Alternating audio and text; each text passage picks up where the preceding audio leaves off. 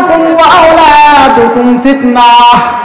আমি আল্লাহ পাক রব্বুল আলামিন তোমাদের সম্পদ দিয়েছি, তোমাদেরকে সন্তান আদি দিয়েছি। আমি আল্লাহ পাক রব্বুল আলামিন দুটো জিনিস দিয়েছি তোমাদের পরীক্ষা করার জন্য। ও দুনিয়ার ইমানদার আল্লাহর গোলাম, আল্লাহ পাক রব্বুল আলামিন সম্পদ দিয়েছেন মানুষকে বড় পরীক্ষা করার জন্য। আল্লাহ পাক রব্বুল আলামিন বান্দাদের দেখতেছেন না মুসলমান, আমি আল্লাহ পাক রব্বুল আলামিন বান্দাকে যে সম্পদ দান করতেছি, বান্দাকে যে সম্পদ দিয়েছি, বান্দা সম্পদ পাওয়ার পর আমি আল্লাহ পাক রব্বুল আলামিনকে ভুলে যাই কিনা। আল্লাহ পাক রব্বুল আলামিন বান্দার এটাও দেখতেছেন, বান্দা যে সম্পদ কামাই করতেছে, বান্দা যে অর্জন করতেছে, বান্দাটা হালাল পথে কামাই করে নাকি হারাম পথে কামাই করে। বান্দা সুদের ব্যবসা করে কামাই করে না, বান্দা ঘুষের মাধ্যমে কামাই করে। আল্লাহ পাক রব্বুল আলামিন বান্দার সবকিছু দেখতে চান। হে দুনিয়ার ইমানদার আল্লাহর গোলাম, আমাদের এলাকার মধ্যে কত মানুষ দোকানের মধ্যে বিভিন্ন মাধ্যম দিয়ে টাকা পয়সা কামাই করে। কেউ বা জুয়া খেলে, কেউ বা বাজি ধরে, কেউ খেলা খেলতেছে, ফুটবল খেলা, ক্রিকেট খেলার মধ্যে বাজি ধরার মাধ্যমে হারাম ভাবে কামাই করে। কেউ বা কিরাম বাদের মধ্যে বাজি ধরার মাধ্যমে কামাই করে। কেউ বা হারাম ব্যবসা করে, কেউ বা সুদের ব্যবসা করে, কেউ বা বিভিন্ন ভাবে হারাম ভাবে কামাই করে। আমার আল্লাহ পাক রব্বুল আলামিন বান্দাদের দেখতেছেন, বান্দা তুমি টাকা কামাই করো হালাল পথে না হারাম পথে। আল্লাহ পাক রব্বুল আলামিন বান্দার জন্য বড় পরীক্ষা করে দিয়েছেন। ও দুনিয়ার ইমানদার আল্লাহর গোলাম, আল্লাহ পাক রব্বুল আলামিন সম্পদ দিয়েছেন, এই সম্পদটা বান্দা হালাল পথে ব্যয় করে না হারাম পথে ব্যয় করে। আল্লাহ পাক রব্বুল আলামিন বড় পরীক্ষার জন্য দিয়েছেন।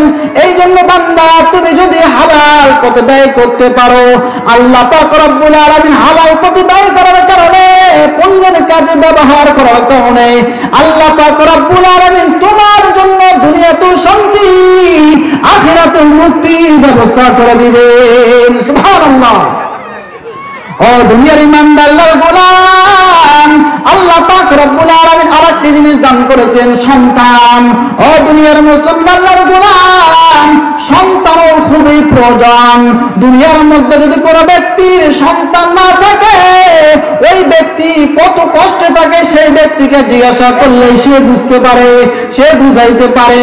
কারণ দুনিয়ার মধ্যে সম্পদ যতই থাকুক না কেন বাবা, কিন্তু সন্তান যদি না থাকে ওই পরিবারের মধ্যে কোনোদিন সুখ শান্তি থাকতে পারে না। সুখ শান্তি তখনই আসবে যদি পরিবারের মধ্যে একটা সন্তান থাকে।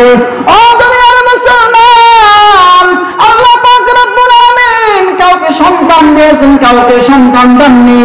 আল্লাহ পাক রব্বুল আলামিন সন্তান যাদেরকে দান করছেন, আল্লাহ পাক রব্বুল আলামিন তাদেরকে বুঝাতে চাই, হে বান্দা আমি আল্লাহ পাক রব্বুল আলামিন তোমাকে সন্তান দিয়েছি।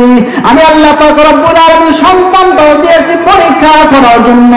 তুমি বান্দা সন্তান পাওয়ার পর সে সন্তানটাকে নামাজ শিখাও কিনা, আমি আল্লাহর পরিচয় দাও কিনা, আমার রাসূলের পরিচয় শিখাও কিনা, আমি আল্লাহ পাক রব্বুল আলামিন বিধান শিখাও কিনা, আমি আল্লাহ পাক রব্বুল আলামিন এগুলোর জন্য আমি আল্লাহ পাক রব্বুল আলামিন সন্তান দান করেছি।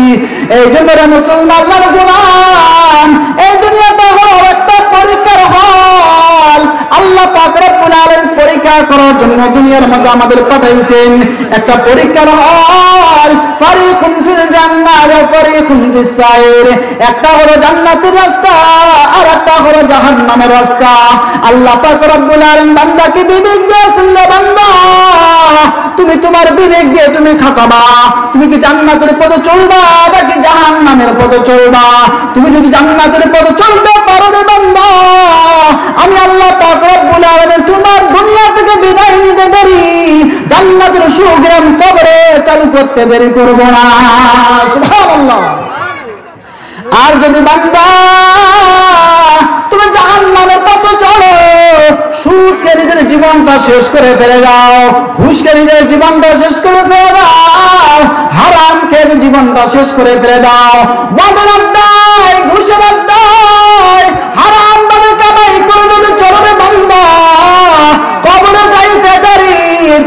জাহান্নামের আগুন চালু হইতে দেরি হবে না।